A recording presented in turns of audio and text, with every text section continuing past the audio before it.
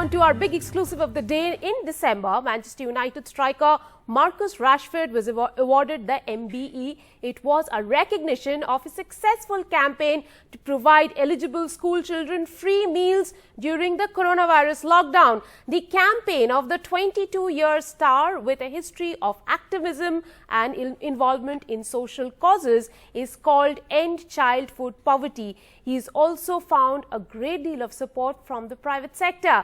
This evening, I'm joined by Marcus Rashford, MBE, who has about 50 million fans in India. Thank you very much, Marcus, for joining me on the broadcast.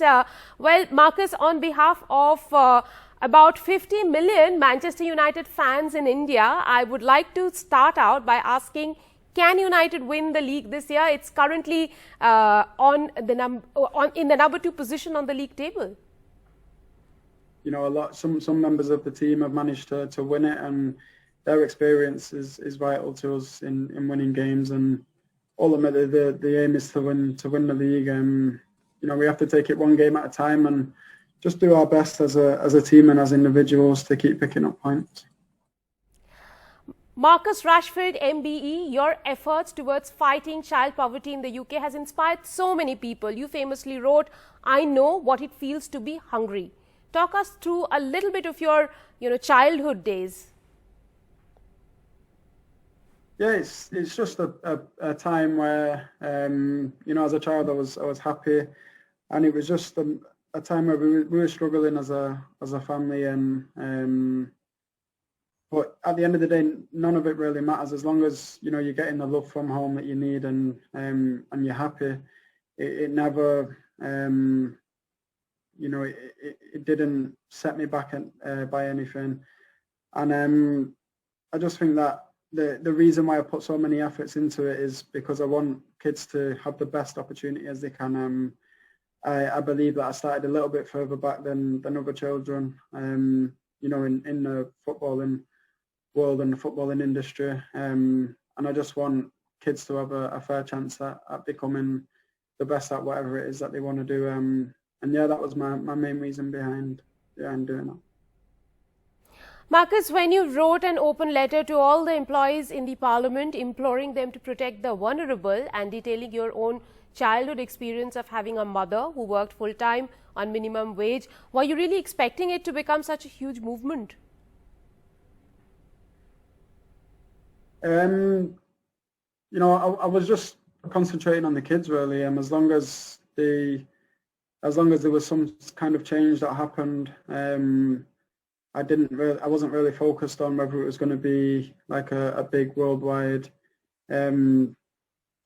topic to talk about and for people to give their opinions on. I just wanted to try and help the children and the families that are in need, because, for me that's what's important.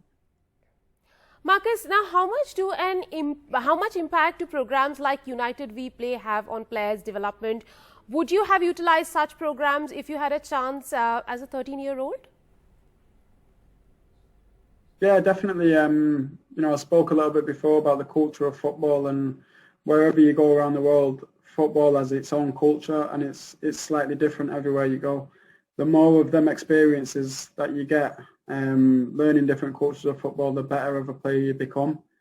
So I think the program's an excellent opportunity for young players, just to progress and to become the best that they can become and gain a better understanding of the sport. Well, due to the pandemic, United We Play has moved to a digital format, and that will soon feature players from Manchester United under-18 team interacting with young aspiring footballers from India. How do you see this interaction and cultural exchange of sorts benefiting both players? Yeah, it's going to be good for both parties, like you said, because like I mentioned before about the cultures, I think young players, if the under-18 players that are going to go over there, that were going to go over there, it's going to be interesting for them to see how young players in India develop and progress their careers.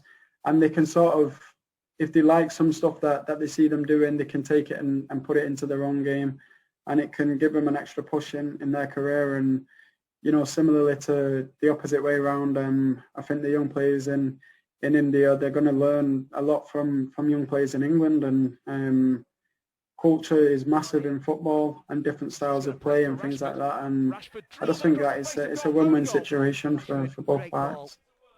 Now, let me ask you, Marcus, how have you been personally dealing with the pandemic, playing in empty stadiums? That must be a very different experience. Leaning for it and stretching. Yeah, it's completely different, and it's something that the players have had to adapt to, and we've just had to do as well as we can, really, to one, stick to all the rules, and two, just be prepared to play in big empty stadiums and to give your all and make sure that the intensity is there, and you're working hard, and it can be difficult without the fans, especially late on in games. But as a team and the staff, we've been finding a way to get through it, and we spoke about in the beginning about being able to adapt to these conditions and just be ready for whatever it is that we're going to face, because we don't actually know what the future holds. Marcus, United has always believed in the culture of pushing young talents and giving them the platform to succeed in the first team, be it the Busby Babes, the class of '94. Do you believe that Solskjaer, back as the manager, has reinstated the philosophy? I think, to be honest, throughout the other managers that have been here since I've been in the first team, they've always stuck to that philosophy and always promoted youth development and bringing players through to the first team. And I think the young players that have come through have repaid the trust in the managers that have played them, really. And they've always worked hard. They've done as well as they can on the pitch. And the main thing as a young player is that they're improving and getting better every day. So I think that the philosophy is so strong in this club. It's difficult for it to go away ever, and as long as that happens, it's a special thing for the club. Marcus, you have been consistently compared to Cristiano Ronaldo, excuse me, a former Manchester United player. Is that an added pressure on you? Or is it an incentive for you to perform even better? For me, it's a compliment, really.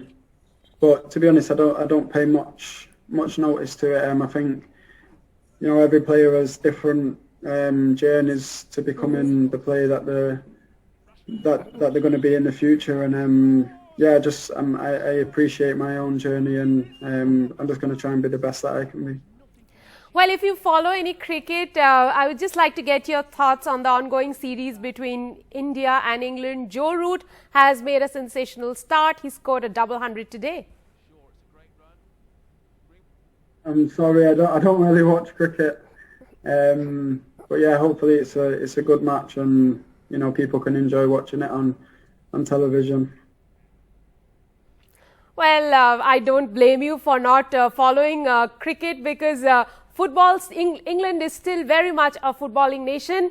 But keep entertaining us with your brand of football and doing the good work for the community. Appreciate Marcus Rashford, MBE, for joining me on the broadcast.